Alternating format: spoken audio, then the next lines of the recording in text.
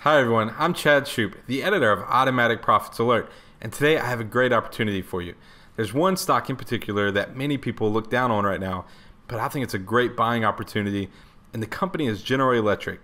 When you look at it on a chart basis over the last several months, it's just been completely hammered. Over the past year, really, it's done nothing but go down. But that's about to change, and one of the big events causing that is that it was recently kicked out of the Dow Jones Industrial Average.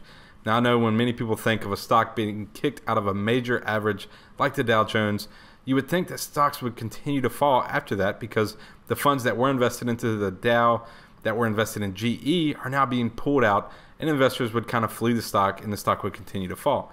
But when we look back at history, on several occasions when stocks leave the Dow Jones Industrial Average, they actually tend to outperform their counterpart that goes into the average and the average overall.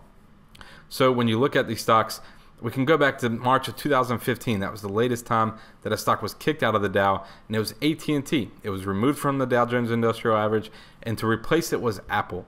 But over the next year, AT&T rallied 15% while Apple fell 14%. So that's one example, but there's many more examples when you go back and look over this last several decades of stocks being added and replaced from the Dow Jones Industrial Average.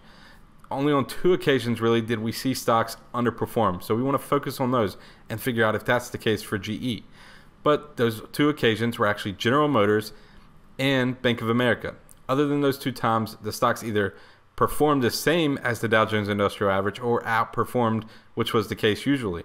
General Motors, however, had just filed bankruptcy before it was kicked out of the Dow, so it continued to fall.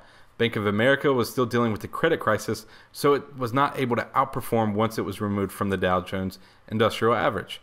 General Electric, on the other hand, doesn't have those things weighing it down right now. In fact, this is actually a company that's restructuring, getting rid of a lot of bad deals, and set to turn the company around. And I think that's exactly what we're going to see over the next 6 months to the next year. So if you haven't jumped into GE yet, now's a great time to give the stock a look.